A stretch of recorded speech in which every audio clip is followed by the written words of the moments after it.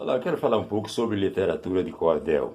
Literatura de cordel, nós temos aqui um livro intitulado Literatura de Cordel, né? Aqui, um belíssimo exemplar, tem muita coisa de literatura de cordel, tá vendo aí? Isso. E era assim, olha. Tá vendo aqui no meio o cara cantando os livros, né? Que cantava além de ler. E também o pessoal, todo mundo aplaudindo, porque era o artista da terra, né, no momento. Mas, pois bem, a gente sabe que a origem da cultura popular é europeia, né? Veio principalmente de Portugal e Holanda e desenvolveu-se e aperfeiçoou-se no Brasil, mas principalmente na região Nordeste, né? Hoje é um dos componentes fortes do nosso folclore. Porque definitivamente ele se deu bem no Nordeste. Por quê? Porque pela carência da região, né? Falta de escola, trabalho digno, esquecido pelos poderes públicos, então facilitou o desenvolvimento cultural. Por que cordel? Cordel, por isso é que era assim. Está vendo aqui os folhetos? Aqui, ó.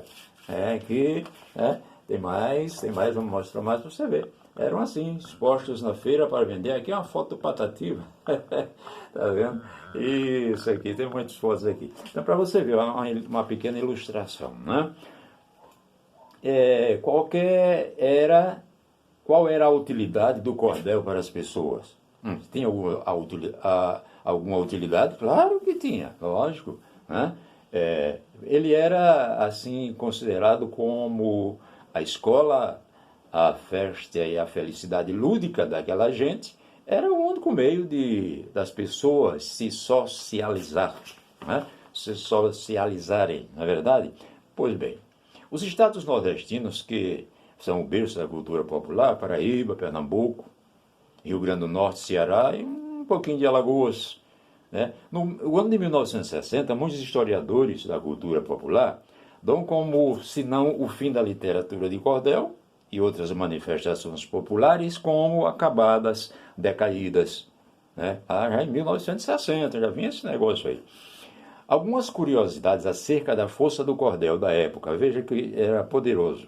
Quando o presidente Vargas morreu, o escritor Orígenes Lessa fez um cordel intitulado Getúlio Vargas na Literatura de Cordel. E este livrinho vendeu nada mais nada menos que 100 mil exemplares. 100 mil para aquela época, né? Era um disco de ouro, não é verdade? Pois bem, 100 mil exemplares. O poeta Lindolfo Coelho Cavalcante, também autor de mais de 1.500 folhetos, teve um só que ele tinha, já estava na 29ª edição, e ele vendeu tanto o folheto que deu para comprar uma casa. O título desse folheto principal, o carro-chefe dele era A Moça que Deu na Mãe e Virou Cachorra. Então, com esse título aí, ele deslanchou e vendeu muita coisa que deu para comprar uma residência. Para você ver. O que pode dizer é que a cultura de cordel sempre cumpriu o seu papel informativo, recreativo, pedagógico, orientador a nível popular. Segundo o estudioso francês Jacques Lotte, deve ser isso o nome do homem, não é? Pois bem,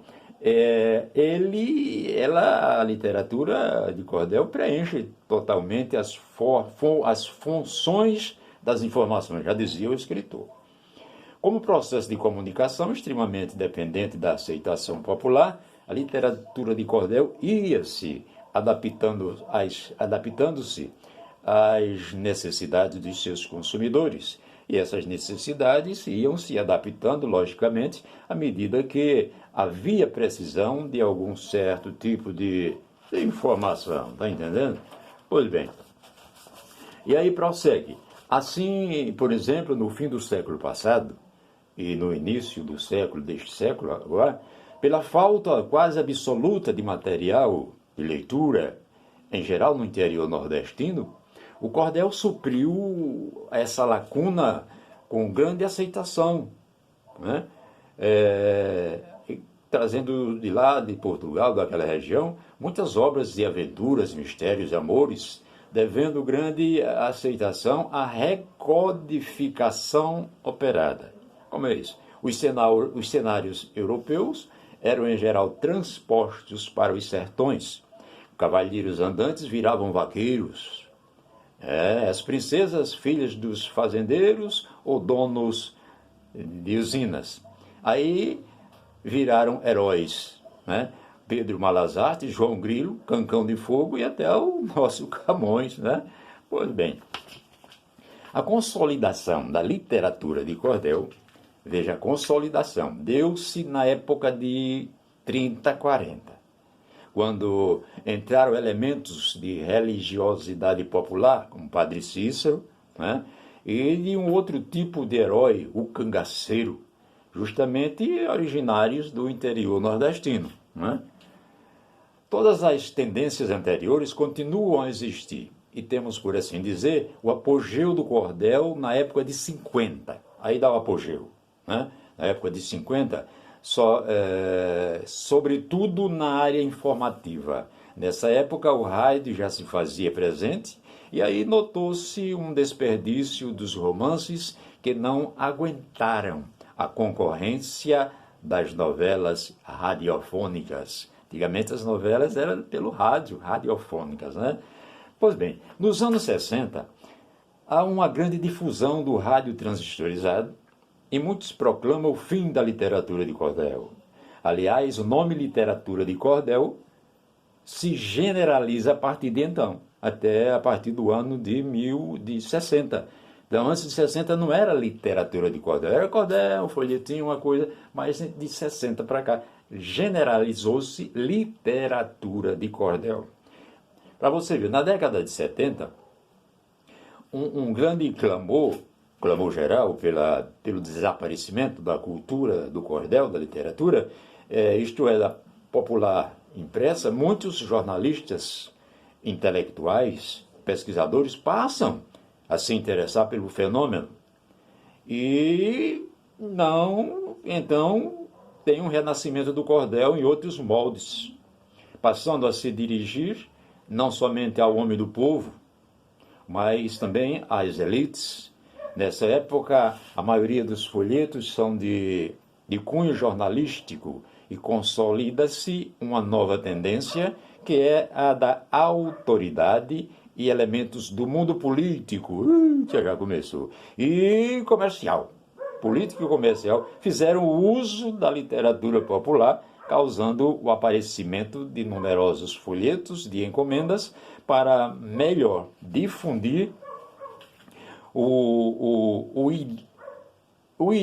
ideologismo, né, até então não absolvido pelo sertanejo.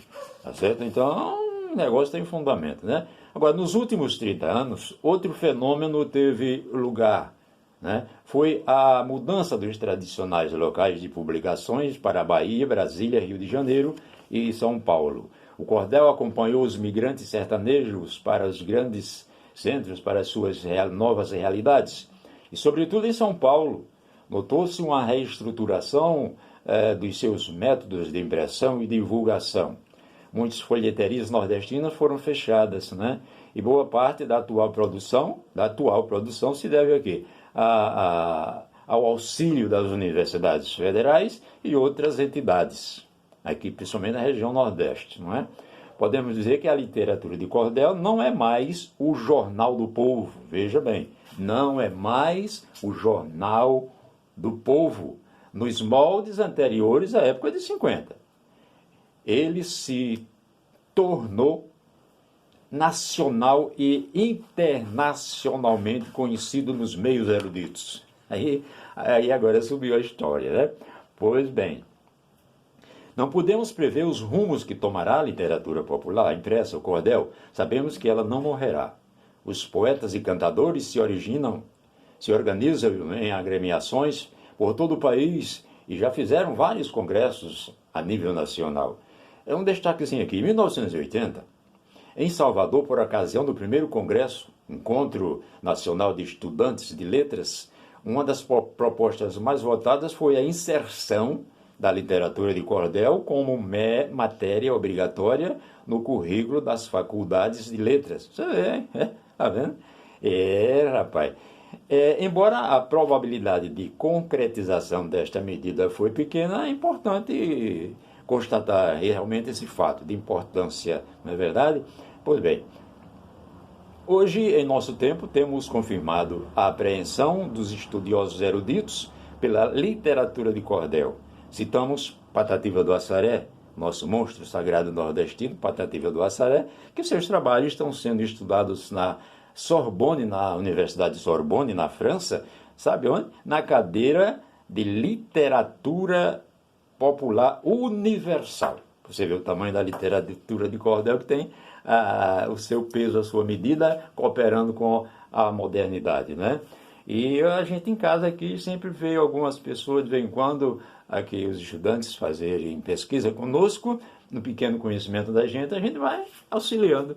Aí dentro disso eu criei um versozinho que diz assim: investir na cultura popular é preservar a raiz da humanidade. Quem despreza a simplicidade não sabe onde vai chegar. Eu gostaria muito de figurar na galeria dos doutorandos, mas não vou ficar chorando porque a vida não me permitiu estudar, mas dignou-me a cooperar com quem está se formando. Então, de qualquer forma, graças a Deus estamos aqui participando do nosso movimento, na nossa cultura popular. E viva o Nordeste! Viva a cultura popular!